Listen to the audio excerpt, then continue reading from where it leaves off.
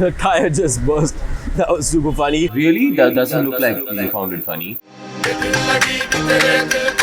Hi guys, this is DCD. The last time I was in Mosque Road in Bangalore, I had some great food.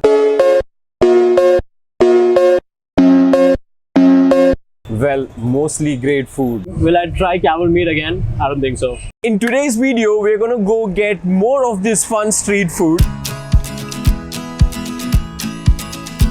I've come here hungry, so let's get to my first stop. Charminar Kebab Paradise. They've been around for 30 years now. And guess what I have in my hand here? Pepper Chicken Shashlik. Wow, look at the size of this thing. Wow. It's a little cold. I'm not too happy about that, but I can't tell anything without having a go at it.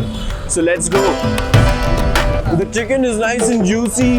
The capsicum adds a nice refreshing taste to it. And when all of that is happening, you get a hit of that black pepper. Wow. There's a hint of a flavor from the sesame seeds which also kicks in. Overall, there's a lot of things happening here, but they combine really well to create this awesome experience in your mouth. Now to partner the Pepper Chicken Shashlik, I've got myself some of this Mughlai Paratha. It's being made right next to me. It is basically a mixture of onions, minced mutton, egg and spices wrapped in refined wheat flour or maida, which is then shallow fried on a huge tawa. First thoughts, the outer paratha, the outer maida is fried to a nice crisp. On the inside, the flavor from the onion and the egg and the mutton really stands out. Super yum. The tire just burst. That was super funny. Really? That doesn't look like you found it funny. There are tons of onion in there. It adds another layer in terms of texture by making it nice and crunchy, and it's definitely heavy as well. It will fill you to the brim. It's been a great first stop, but let's go. I'm at my location number 2 at the 22-year-old Rahams, and to my surprise, I got myself some quail, which was deep fried and then cut using a scissor. I remember the last time the neck was my favorite bit, and that's exactly how I'm going to start it this time as well.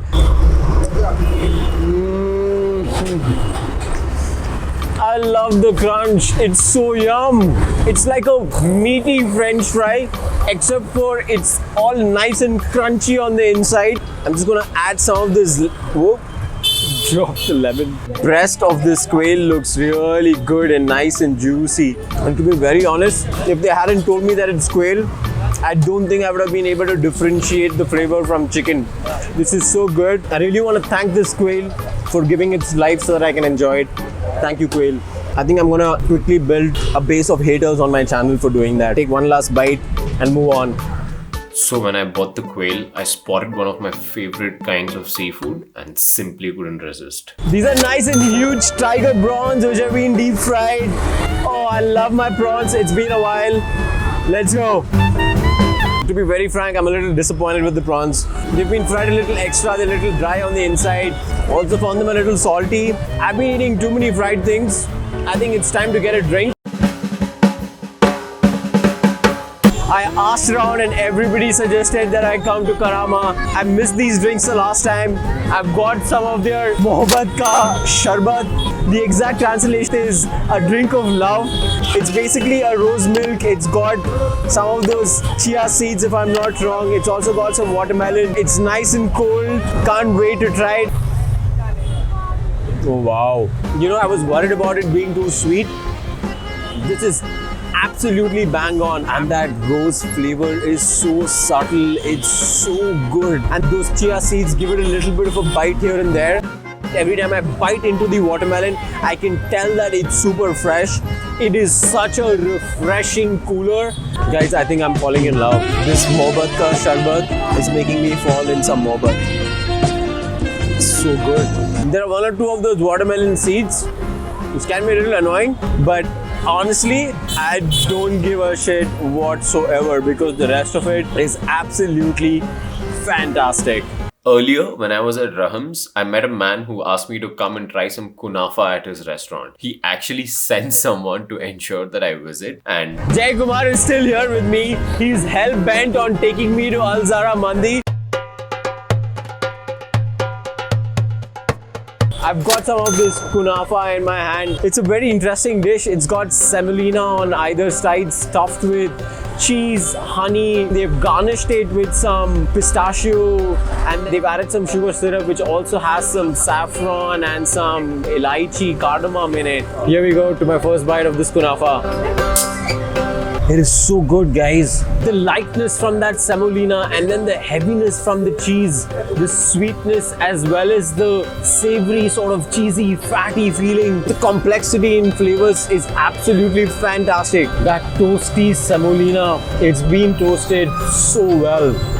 And as I raved about the kunafa, I was joined by the owner Abdul Wajid, who asked me 10 times now to try the Haleem, and of course I can't say no. He says it's the best Haleem all over Bangalore. I've only had the Haleem at Karama. Let's see if it can beat it. Here we go. Cheers. The amount of ghee, they haven't been stingy with it. They've just gone for it.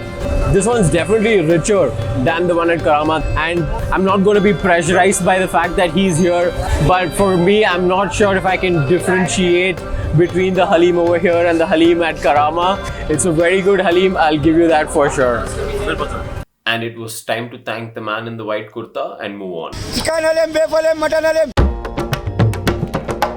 Last and final location for the day, I'm at Shish Kebab. What I have in my hand is the beef Phal or the beef tawa kebab. I saw him toss it with some onion and some cabbage on the tawa. Here we go.